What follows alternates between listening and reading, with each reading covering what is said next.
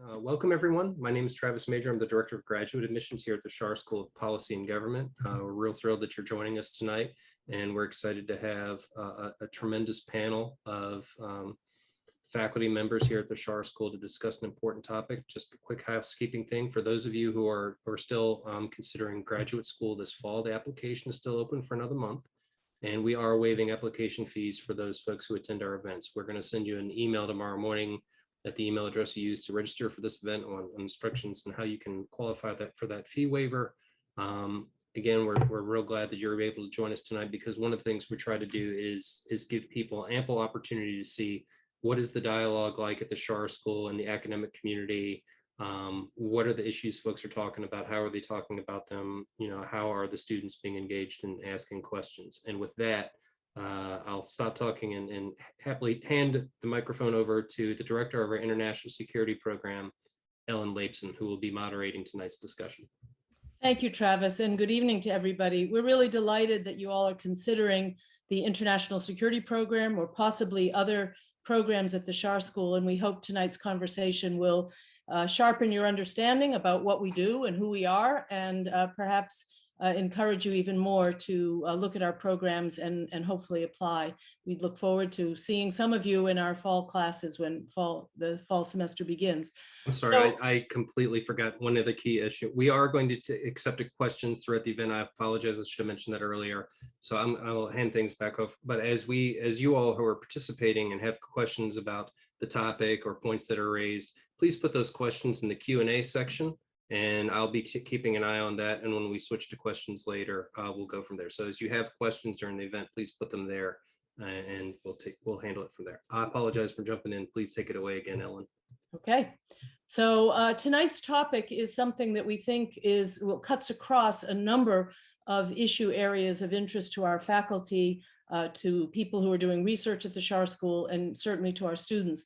So we're not really targeting tonight's discussion as if it is a reflection of one single course at the Schar School, but in fact, the changing threat environment and the new focus on domestic terrorism as a national security problem is something that will probably be addressed in a number of different courses in the Schar School. So tonight you have 3 faculty members on the screen. Normally in a class, you're only going to have 1, but tonight you'll get a sample of 3 faculty who all teach courses on national and international security. I'm really thrilled that Louise Shelley, one of our most senior faculty members, is joining us tonight to discuss her work on terrorism, and she looks at it from the vantage point as it relates to other transnational problem sets. Her most recent publications are Dark Commerce, a Princeton University publication of 2018 on illicit trade. One of her earlier books was Dirty Entanglements on corruption, crime, and terrorism. So Louise is going to go first. Then we're delighted to turn to Professor Andrew McCabe, like myself, a former government practitioner who has arrived at the Schar School only recently, but he's teaching a course on national security law and can draw on his decades of experience in the law enforcement community, going all the way up to being deputy director of the FBI. So he'll turn to the question of how is this emerging appreciation or awareness that domestic terrorism is now one of the critical threats facing the country. How is our national security bureaucracy really structured and positioned to address that changing threat? Just by coincidence, the Biden administration in the last 24 hours has released its new national strategy for countering domestic terrorism. So it's clear that this is a topic of a very acute public policy interest, and the administration will now be trying to persuade Congress, if needed, and others to a little bit modify and adapt our behavior in the national security community to this changing threat environment. If I could just say another word to frame our discussion tonight, the International Security Program is not just focused on current events. We are looking conceptually, historically, in theoretical ways of the international security environment, mostly from the end of the World War II to the present, but some of our courses you will find go certainly deeper than that. So I want to put in perspective that what we're talking about tonight is the new big idea that is animating many national security professionals and is clearly a very significant preoccupation of the current administration.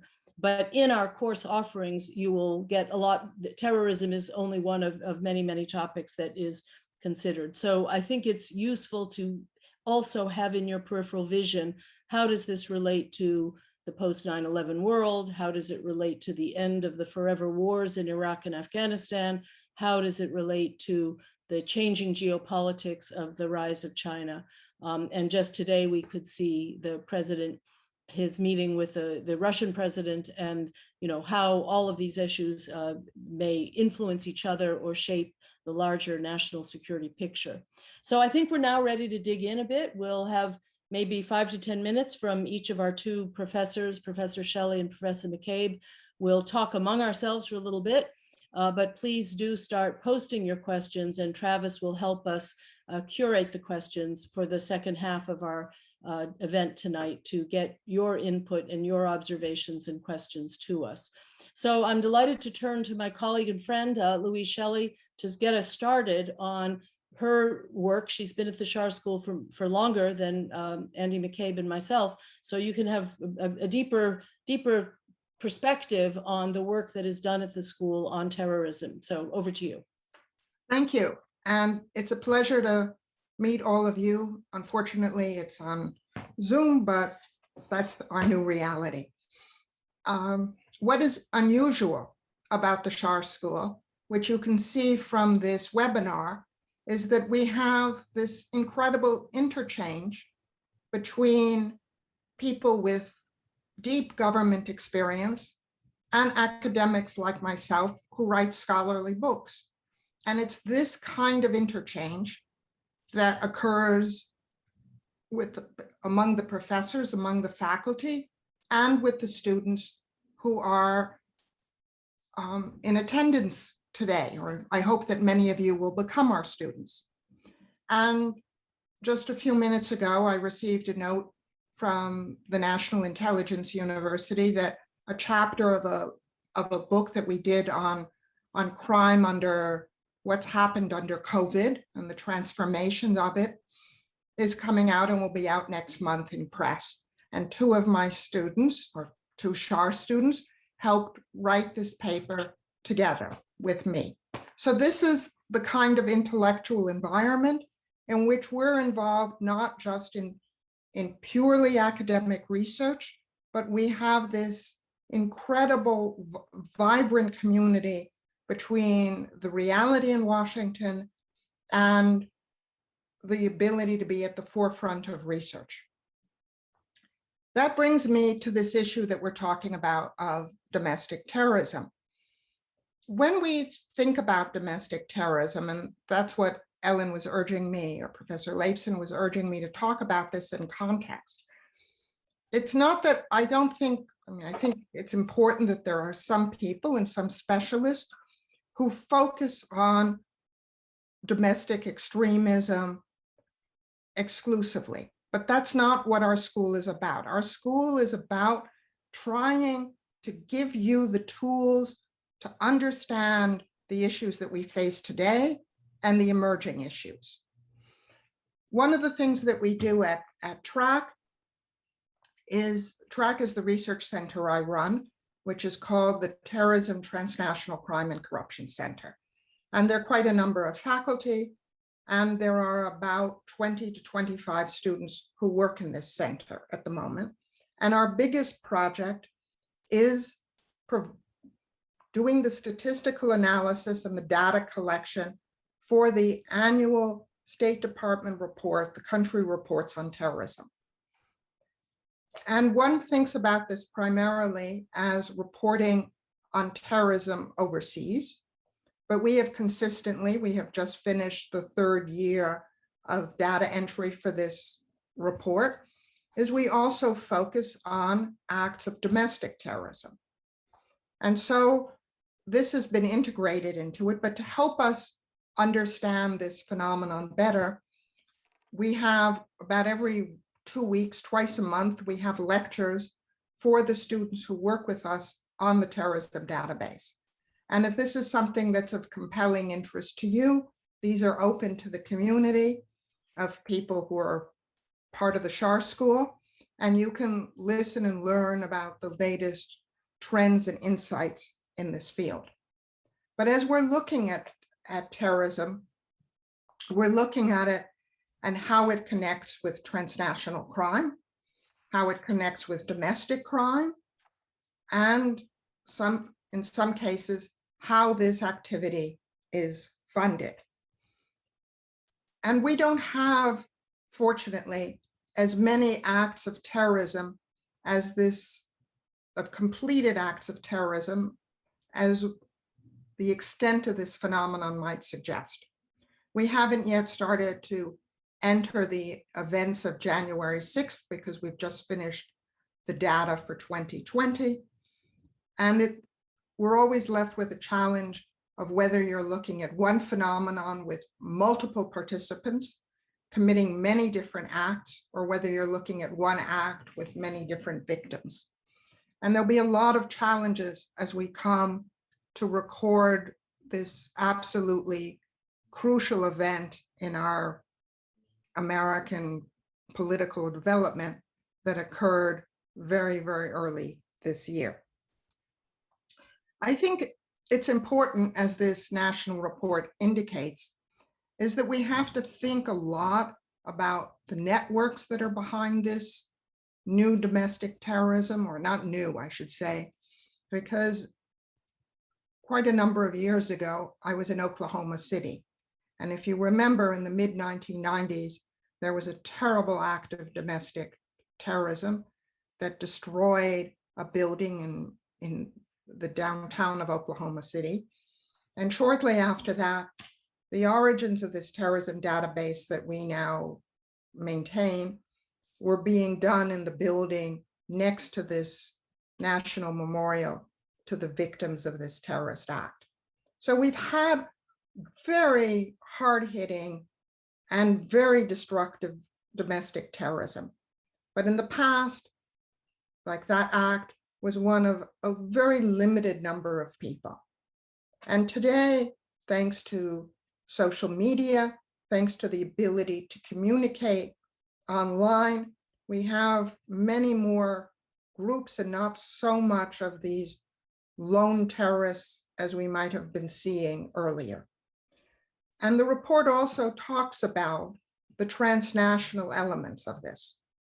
Because if you're looking at how this disinformation is spread among some of these individuals who are part of terrorist organizations, you will find that there are people who are parts of these groups, but they're also some of our traditional enemies who are involved in these disinformation campaigns. One of the focal points of TRACK is to follow the money, whether it's for terrorism, is it for transnational crime, ranging from wildlife trade to human trafficking to drugs. And I was very surprised to see in this report that was just released that there was nothing about looking at how the funding is raised for this activity. It's not extensive, but it's still there. And a few months ago, there were hearings before the House Financial Services Committee, in which there was a very, very good discussion by at least one individual who I met on my last trip before the pandemic, because he was talking to the payment community of what they need to be monitoring. And he was talking about how some of them unwittingly are providing financial services to be collecting payments for many of these domestic terrorists. And also, some of these domestic terrorists have set up foundations, just as we had Iranian terrorists in the past, pretending that they were actually foundations. We have the same thing going on with domestic terrorism, but some of them are actually registering as nonprofit organizations and then managing to raise money online to support their activities and their educational programs through this. So there's a lot that we have to be looking at in understanding our laws, our mechanisms, our networks, and our payment systems that are allowing this threat to emerge in a very significant way that can be activated through use of new social media and online platforms to speed up the recruitment and the mobilization for domestic terrorism. I'll turn the floor over to Andy McCabe, who will bring a superb tactician's point of view to this subject. Thank you. Well, thank you very much, Louise. I really appreciate that. And thank you, Ellen. And thanks, ladies and gentlemen, everyone out there who's listening and interested in learning more about the Schar School. I hope that this is a rewarding and entertaining webinar for you. Louise is absolutely right. I come to the Schar School from the perspective of a practitioner. I spent over 20 years in the FBI, and much of my maybe the last decade of my career working terrorism issues. Had the privilege of running the FBI's terrorism division, counterterrorism division, for a few years after having served in a bunch of different roles there, and then managed all of our national security programs for a while before I became deputy director. So I've seen these counterterrorism issues from a lot of those different perspectives.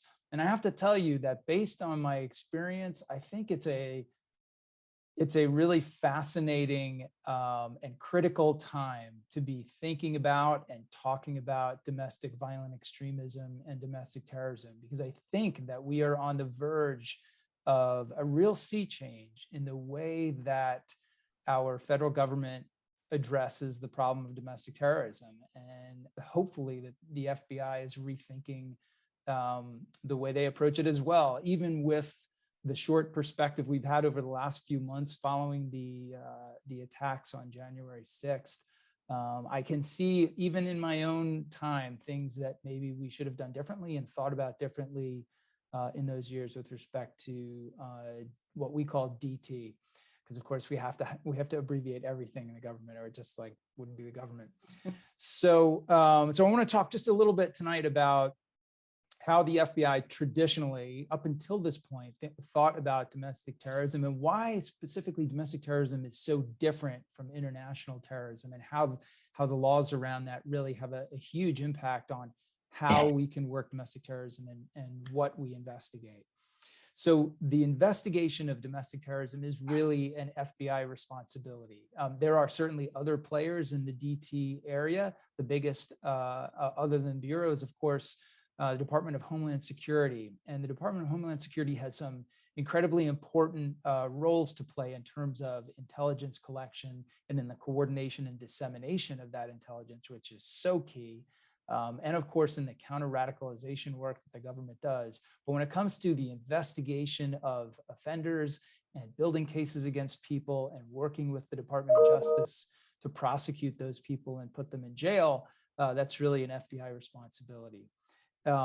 So a little bit about the law. I know it's not a law class, so I won't drag you too far down the rabbit hole here, but I think it's helpful to understand that IT-DT difference. So in the FBI, anyone who is a member of an international terrorist organization, or is a follower of an international terrorist organization, or is inspired by and chooses to act in support of an international terrorism organization, all those people are worked by the FBI on the international terrorism or IT side of the house. And the laws, the federal laws that criminalize supporting or being a member of a designated international terrorist organization are very powerful.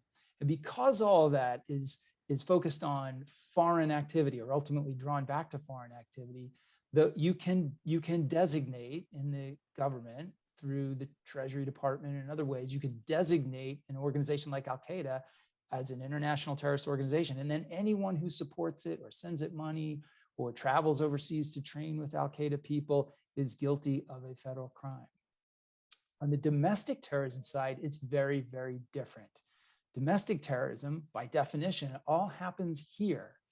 And because it has, as all terrorism does, a inherently political element, what you essentially have are Americans or people here in America who are also protected by the Constitution, engaging in some level of political speech. And that is something that we don't investigate. And it is not a crime here to engage in political speech. The FBI is specifically prohibited from initiating an investigation based on First Amendment protected activity alone. So we are very careful to watch that bright line, to not overstep and start investigating people or organizations simply because of the ideology or the views that they espouse. No matter how abhorrent or violent or objectionable those views may be, they are protected by the First Amendment. And that's why in this country, we don't have that same designation function for domestic terrorist groups. And therefore, there is no concurrent criminal law of domestic terrorism. Now, what the federal criminal law does do is it defines domestic terrorism, but it doesn't impose a penalty for it. So there is a law on the books. It's 18 USC 2331 Part 5. If any of you are taking notes and want to follow up and cite check me later, I encourage you to do that. And essentially says that domestic terrorism is defined as an act that is dangerous to human life and a violation of criminal law, either state or federal, and which is committed with the intent to intimidate or coerce a population, or to influence the policy of government through intimidation or coercion, or to affect the conduct of government through mass destruction or kidnapping or assassination. That's kind of the lesser used part of that statute. So basically where that puts you as the investigator is you cannot start investigating an individual or group until you have information that they have or plan to commit a federal crime or a state violent crime. So the initiation of investigation of a DT group doesn't start until we have information of crime. And that simple getting together and talking and organizing and recruiting and all that stuff that Al-Qaeda and ISIS do, that can be criminal. It's not criminal on the DT side. So historically, and again, I base this on my own experience there. I think that the FBI, because we have to look for the crime first, and we are constantly looking for violent crime to kind of get our hooks in, we tend to look at domestic terrorism as individualized acts of criminal activity.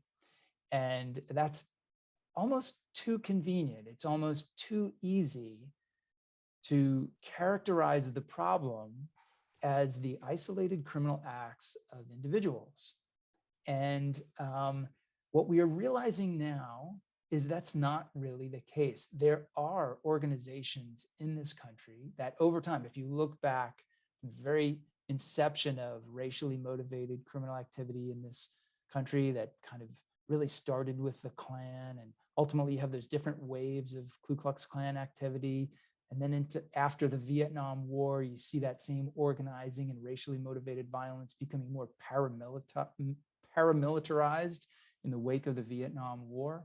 And it just continues developing all the way through into the 1990s, late 80s, early 90s. You see the rise of what we have now, which are the militia groups that are all over this country.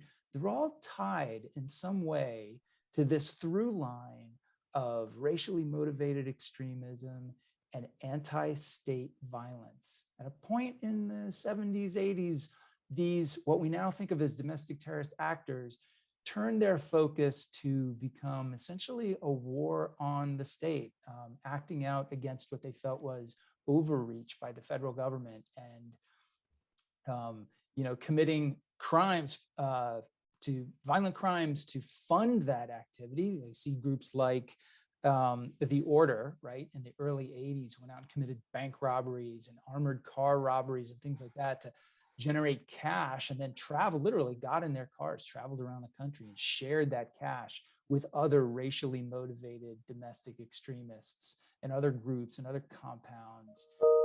So I think it's time that the government, and specifically the FBI, started bringing that same sort of network analysis and organizational investigative activity to the DT world. Now, it's hard to do because of our current legal structure, but I think it's possible, and I also think it's necessary.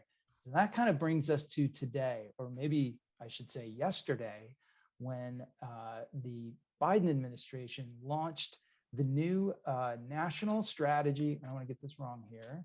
It is the National Strategy for Countering Domestic Terrorism. And I believe my reading of this document, which I'm fascinated by, and I recommend all of you take a look at it for yourselves. It's a great little history and primer on DT, and then it talks about what the government is going to do going forward. It really brings, I think, more of that holistic, all of government approach to this issue, and also emphasizes the same sort of broad-based, organizationally focused, investigative effort that we used so successfully after September 11th and really turned around our approach to international terrorism. I'm hoping that we bring that same sort of focus and intensity to the domestic side now as well. I've probably been going too long already, so I'll hand it over to Ellen to take it the next step. Thanks so much. So I think we really have two very complementary presentations so far. And I really like that you both came around to this point that it's networked and that there's a transnational dimension to this problem set. So Louise talked about, follow the money and tracing financial connections.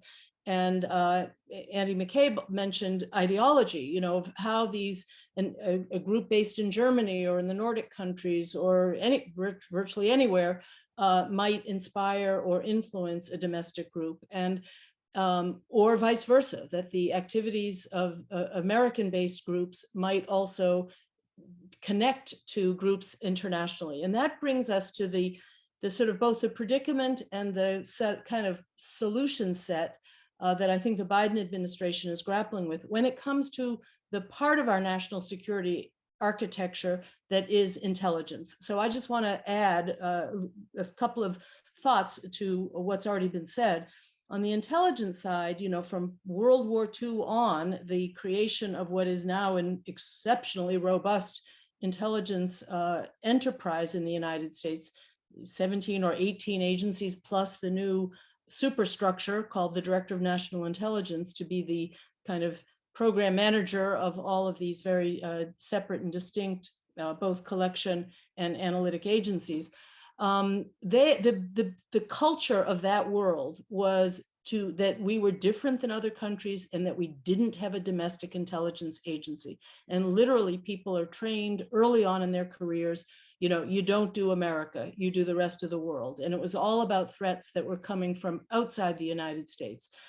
Now we're in a world where the Department of Homeland Security is both doing a national and an international function. The FBI and DHS have this very important strategic partnership, if you will, but where do the other players fit in? The Department of Defense, the Department of State, and the intelligence agencies. So what I think is quite striking, and it's already been said, is the Biden administration is really saying to the whole team, you guys have to figure out how to work together. Everybody's in on this. Nobody can step aside and say, not my problem, that this has to be an integrated and comprehensive approach. So we've mentioned a couple of times this national strategy. Let me just very quickly tell you that the 4 pillars that are mentioned here are improving information, and that's an intelligence function, but it's also bringing in completely unclassified information from civil society organizations or community groups, that the information needs to flow from the feds down to the local and from the local up to the federal level. So improving information is the first of the pillars. The second is prevention. Prevention has to do with, schools and social media and society in many ways. The third is what Andy McCabe has talked about, law enforcement. How do we stop these crimes? How do we intervene and investigate? And the last is, what are the long-term contributors to terrorism? So it's things like, we still have a racism problem in this country. We have problems of inequality. And so it gets at sort of deeper, longer term societal challenges that I think are, so this is very comprehensive. The Department of Defense, I know, and even local police stations, as well as federal law enforcement, are grappling with, are there sympathizers in their ranks with some of these groups? And what do you do about that? How do we have to be more scrupulous about security clearances when people go into jobs that involve the trust that is part of being an officer to protect the security of our country? Are we going to end up being a little stricter in who gets in and who doesn't? Or how does the military manage the problem of people who may have affiliations with these groups that are, at least in part, performing illegal acts? How do we deal with them when they are also performing a function? Perhaps they're very happy to be serving in the armed forces, and that's something they really want to do. They believe they're performing a patriotic duty, but they have also become politically associated with groups that are now considered deeply problematic for the security and stability of our country. On the intelligence side, I thought it was quite important to mention, I spent a decade in the intelligence community in a couple of different places, that taboo about intelligence analysts are not supposed to ever be looking at American citizens. They are supposed to be looking at external threats. The new director of national intelligence, Avril Haines, said quite early in her hearings that she would look into what is statutorily possible. Do we have currently, between executive agreements and the existing statutes, permission to adapt to this changing threat environment, or will it require new legislation? Does our country have to think about re-articulating what's legal and what's illegal when it comes to some of these domestic groups? There is this creation post 9/11 called the National Counterterrorism Center, and she pointed out that their creation statutorily by law is separate from the other national intelligence agencies. And so my understanding is that they are already deeply engaged with DHS and FBI. They have already made important contributions. And here we go back to Louise's point about the transnational dimension of this. What our intelligence agencies have learned over the years in following foreign terrorist groups is analytic and theoretical and conceptual work that can now be very valuable to colleagues at DHS and FBI who are trying to expand and improve their analytic skills to understand what motivates, when does somebody go from just freedom of affinity with a group to actually being committing an act of violence. How do we know enough about that without violating their civil liberties and their rights before that act of violence is actually caused? So anyway, I'm just trying to expand our portfolio here a little bit. We've talked about Treasury, Defense, FBI, DHS. And so I think the floor is open to those of you who want to ask some questions now, whether you're in the public policy program or the international security program. These are very dynamic, lively issues that will actually be quite fascinating to monitor for the foreseeable future of, will the big machine of government do things differently, because there's now a shift in our understanding of what are the dangers to our country and to citizens. So I'm going to pause there. I'm going to let Louise or Andy, if you have questions or clarifications you want to make to each other, and then we can see. I know we have a few questions, and I think Travis is going to read us a couple of the questions as we move along. Ready to go to questions, or do either of you want to make any additional comments right now? I just wanted to say that as prospective students, some of the skill sets that Andrew and Ellen talked about, of doing network analysis, of understanding social media, are things that you can learn in our classes.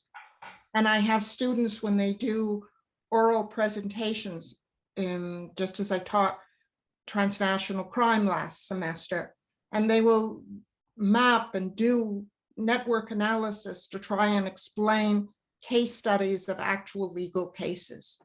So these are the things that we're talking about, are skill sets we want you to have when you leave us and go out on the job market. And many students find that they can enter very, very interesting positions because the school has such an interesting and diverse perspective on security and can provide so many unique opportunities. That's just what I wanted to build on, of seeing this and working, because in the terrorism database, we'd have them go on and work on all forms of terrorism, domestic and foreign, but also I see this going on in my classrooms at all times, and students who are more sophisticated in this work on group projects with others and bring them along. So it's a really exciting experience of how we take and give you these skills to do just what we're talking about.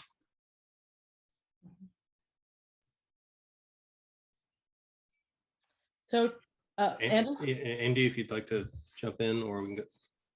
Yeah, I would just echo what Louise said. I can tell you that we couldn't hire enough people fast enough who had these sort of skills to be able to work with data, to be able to structure and analyze data sets. That is the future of investigative work and of intelligence work. There's so much there to collect that the struggle becomes, what do you do with all that information? And I think, Ellen, with respect to your comments about the intelligence community, it will be really interesting to see how the traditional intelligence community takes a role here. There are some things that are hard to imagine. The use of highly classified data sets and techniques and tools may never really translate well into this, into an area where ultimately you're talking about prosecuting people in federal courts, where those sorts of things would be revealed. But there's also, we live in the age where there is just a ton of open source or publicly available information. People are constantly putting themselves out there and saying a lot about where they're going and what they're doing and who they're doing it with, and taking videos and photographs and everything else. I think the FBI said they've received like over 100,000 submissions of digital evidence from members of the public since the January 6th attack. So there is a lot of really great intelligence work and analysis that can be done with publicly available information that's much easier to collect and store. So there's plenty of opportunity there, I think. Great point. Very important. Yeah. Travis, why don't we Sure. turn to some questions from the floor? Okay. First question is from Travis, not me, different Travis, who asked a question of the panel. Given the ability to follow the money, how are we able to track individual groups? Or do you find that groups tend to be a bit more informal networks, such as during the Arab Spring, when groups were not necessarily clearly defined, but were using social media and the like? So this does not seem to be as informal as some of the things that we're talking about in the Arab Spring. It's a very good question.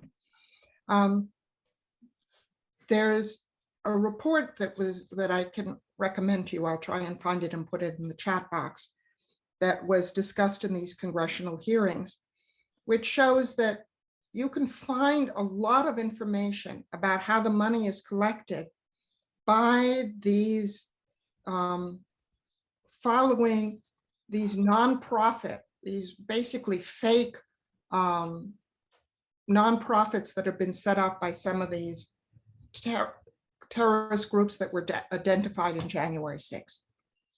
And because there is so much information available on open source media, you can really trace and see how these groups are operating financially. You can do it without any investigative functions, without any confidential data, without breaking any rules. And yes, it is much more organized than you could believe.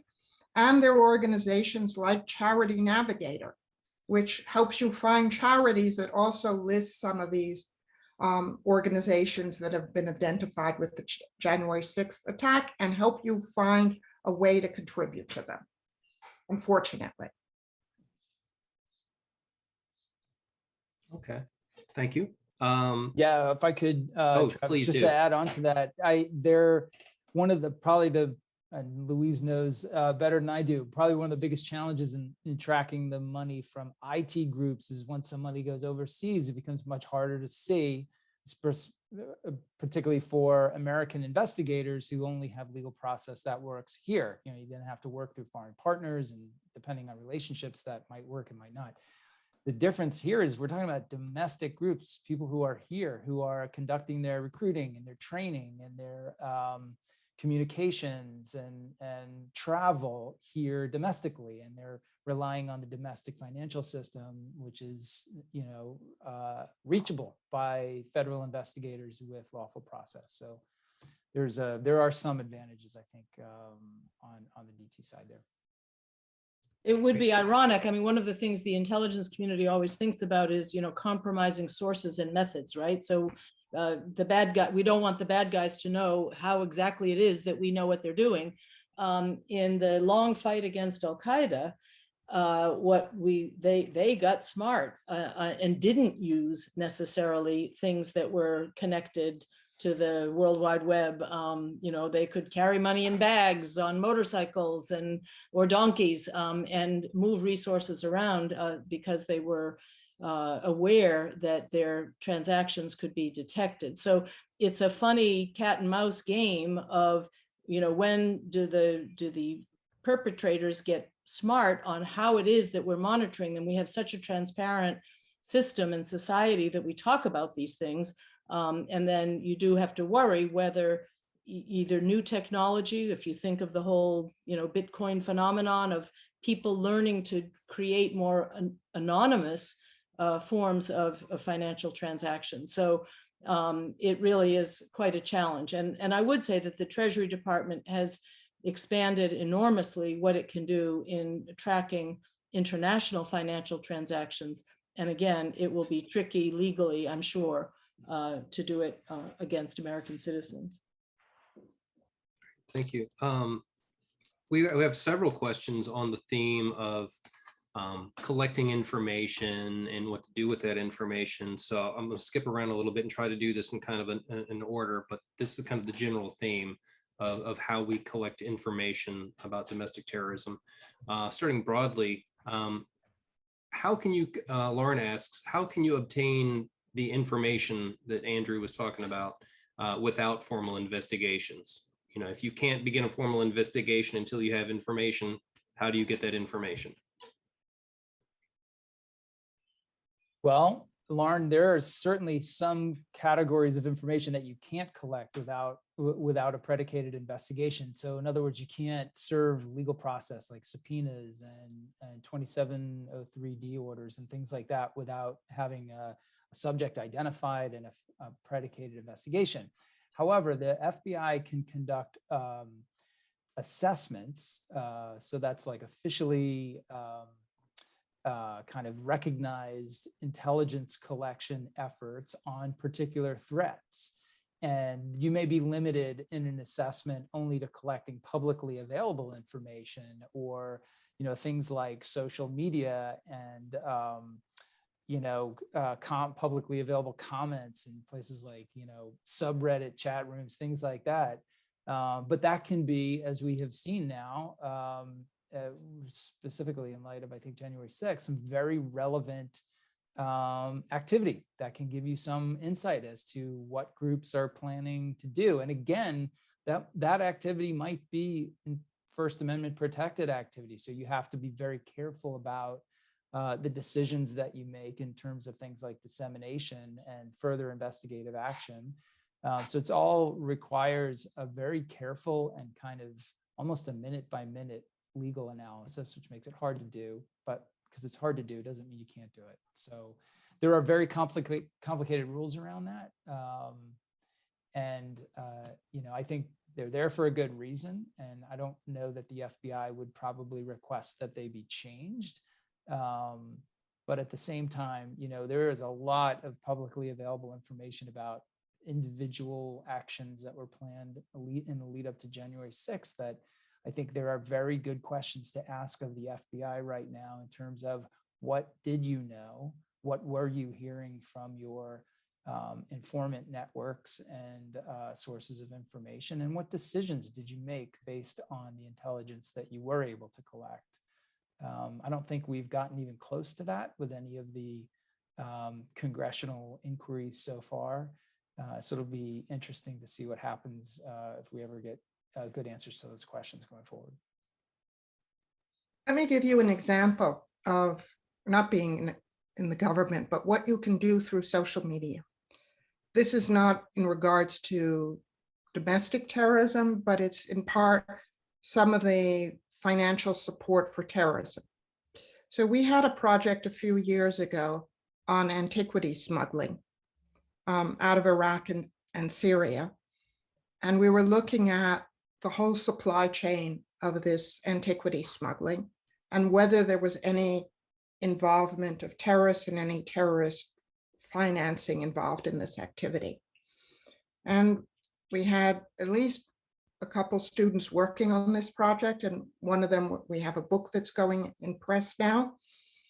And in that, we found that there were, like Facebook, there were people selling or on eBay, and then you'd go back and find them on their Facebook pages, and you could go and see that they were directly linked through their friendship associations with people who were identified as terrorists or terrorist sympathizers. So people are not as careful as you can believe on what they're revealing about themselves. And there is more out there in open source than there has ever been. And some of my students are finding it and doing their research papers. And it's path-breaking. So this is, yes, the government has certain powers and has certain limits on powers, but as investigators say, they read journalists who do some of this, and journalists are trained in these techniques. They read academics and research, and we have a lot of outreach programs at TRAC, and people come and listen to them and ask questions. And this morning, someone from the intelligence community wrote me and said, we missed yesterday's seminar, and I all of a sudden have a lot of questions on it. When is it going to be posted? When is this going to be made available? And I said, I'll assure you it'll be about a week, and it'll all be there because I've had a lot of questions since then. So there are ways that even you as students can be part of exciting processes of outreach and integration. And this is not what I disagree with, that statement that we need a whole of government approach. We need a whole of society approach, because a lot of the people who are understanding these issues are journalists, they're civil society, they're researchers in academia. And they all have a commitment to be living in a democratic society with free expression, but not people who are abusing our laws and threatening the principles of our democracy. And all of them working together can shed light on this phenomenon. And that's what we're trying to expose you to. And the learning at Schar is not just in the classroom. We have many wonderful supplemental programs that we do throughout the year online. Professor Laipson can tell you about some of the exercises she does with students on weekends. This is a program that, even though many of you will be part-time students, that you can take enormous advantage of the kinds of training and access to people that you don't get elsewhere. I'm going to move back, since this dovetails on something that Andrew just mentioned. Jonathan references a couple of different plots that it was reported that they were reported to the FBI in advance. He cites the Marjorie Stoneman Douglas High School shooting, as well as the attack on the Capitol this January. Both plots reported to the FBI, but went forward anyway. What could the FBI have done differently in those attacks, and what can the FBI do to be in a better position to respond to future attacks? That might take up more than the rest of the time we have left. So you can skim a bit. It's fine. Yeah, I'm gonna have to. So yeah, each one of these situations is very very complicated and individual, unique sets of facts. And so let's pull back just a second. I think the FBI would, I don't know, because both of these things happened after I left, but I would guess that the FBI's position on both of those would be that they didn't have credible and specific intelligence that those attacks were going to take place. I know that with respect to January 6th, they did have information that people were planning for violence on the 6th. They received that information, I guess, like the day before, and there's some controversy about whether or not it was adequately shared with the Capitol Police. And so I do think that there's more for us to learn there. And so that's why I was hoping we'd get a really focused and legitimate bipartisan commission to investigate, to drill to the bottom of that. In terms of the Douglas shooting, I think that there was some information that they had about the individual, the shooter, that I think people who knew him maybe expressed to local authorities that he was unstable and heavily armed and things like that. So I really don't know. I'm not in a position to be able to say whether they knew enough to warn the school or take different actions. But look, it's not an unfamiliar experience. I was at the FBI in the middle of the night when Tamerlan and Dzhokhar Tsarnaev, started off their crime wave that ultimately led us to, putting at least Dzhokhar in jail for the bombing. And when Tamerlan was identified after he was killed in the shootout in Watertown, his fingerprints were taken on the scene and they were quickly run. And then we found that we had a prior investigation of Tamerlan for saying, apparently like extremist sort of comments. And I can tell you that is the most sickening moment for anyone who works terrorism, to find out after the attack that you might have known. You had some interaction with this person in an investigative sense. It's an absolutely horrible feeling. And there was a lot of very hard, conversations within the FBI about whether or not we had done enough with that prior investigation and whether or not we had communicated what we found from that investigation with our local partners in an effective way.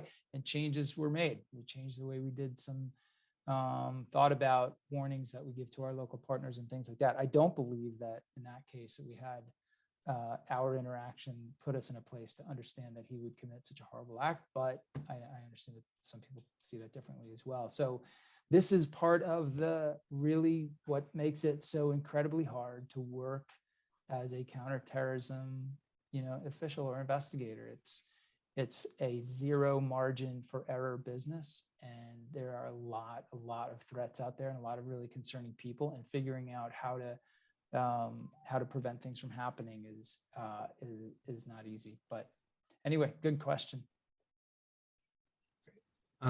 Question from Alec, basically asking as social media channels expand and as communication technology evolves, does the FBI have the ability to, and certainly other groups, not limited to the FBI, have the ability to keep pace with that? Or is this an area where additional investment is necessary?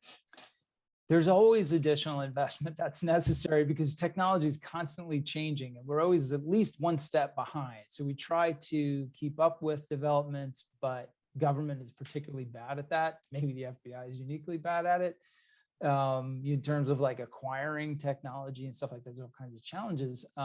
Some of the things that I think challenge us the most right now on the law enforcement and intelligence side are the struggles that we've had with encryption and the profusion of end-to-end encrypted communications platforms that are just so ubiquitous now on everybody's mobile phones. I know that there are people have very strong feelings about that. The government's been pretty insistent about needing to have some sort of, once we have a court order, have lawful access to the content of communications. And then I know other people feel very, very passionately about how, that privacy should never be put at risk.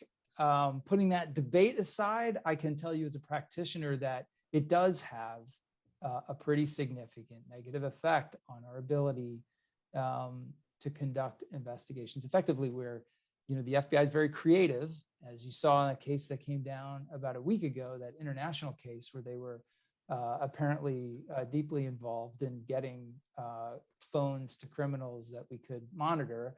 But those solutions, while impressive, are not really scalable for the tens of thousands of investigations that the organization is working on at any given moment. So yeah, we are challenged by, I shouldn't say they are challenged by technology, and that's not something that's going to change anytime soon. So if I could just add, just from the Biden-Putin summit today, talking about cyber and how, two such different societies, one that's very centrally controlled and authoritarian, the other in which there's all kinds of rights and protections.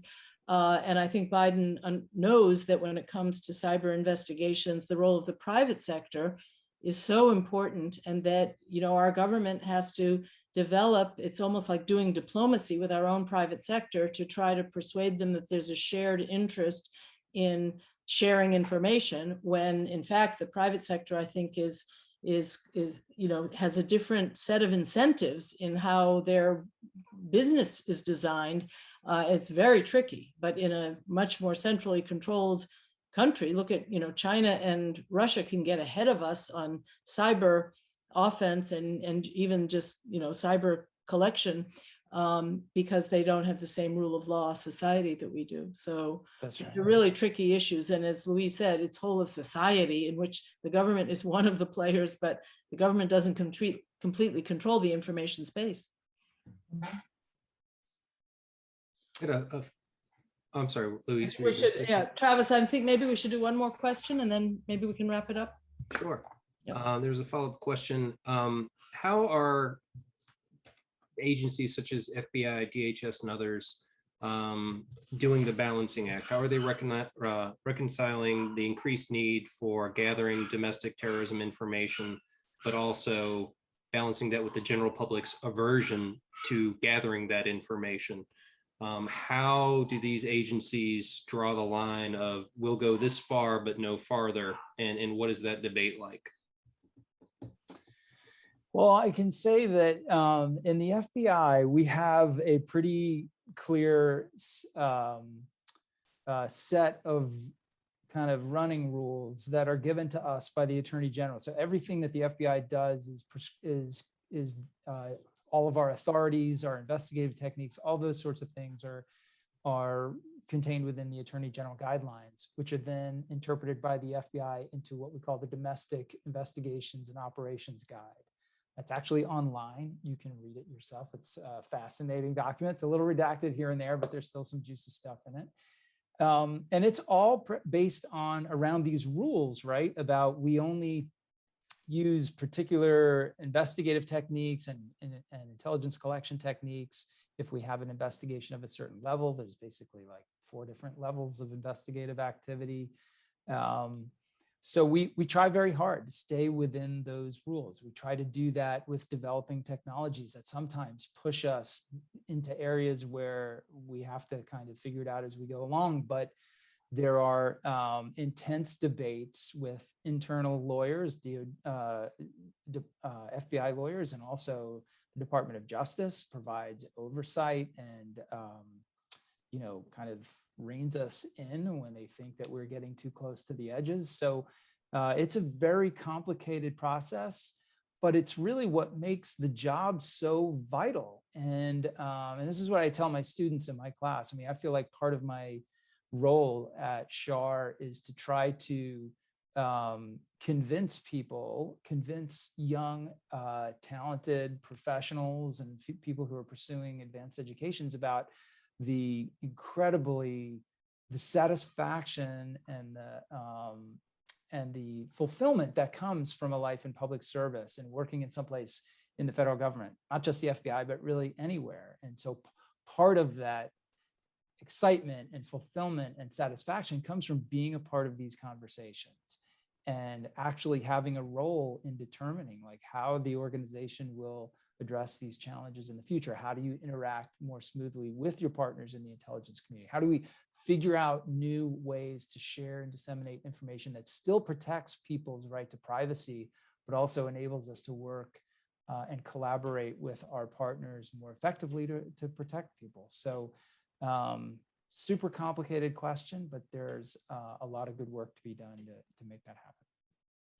I think that's a really positive note to end on. If I could just add one more sentence from another Schar colleague of ours, General Mike Hayden, who was really a pioneer in trying to make the intelligence community both more transparent to win the trust of the public that intelligence was actually working for them, but also had to face all these challenges about what's the right balance, and did the public understand well enough some of the choices that were made after 9/11. So on the balance question, there's never a sort of perfect equilibrium that you can say, we've solved this problem, now we're fixed. Think of the expansion of the use of drones and artificial intelligence. It's an ongoing process of where's the balance, and lots of lawyers debate it, and so it really does make this field, I think, it's a living, breathing process to try to think about that balance and try to create enough consensus to maybe change where's the right point to put the balance, because it's not something that we ever finish thinking about. It's an ongoing process. Travis, thanks for helping us host. I want to encourage anybody who was listening tonight, if you have any follow-up questions, I'm sure you can go through the schar@gmu.edu or direct a question to us directly. But I really do hope that we'll hear from some of you. We'd love to see you in school when the new semester begins in the fall. And thanks, everybody. Have a great night. Bye-bye.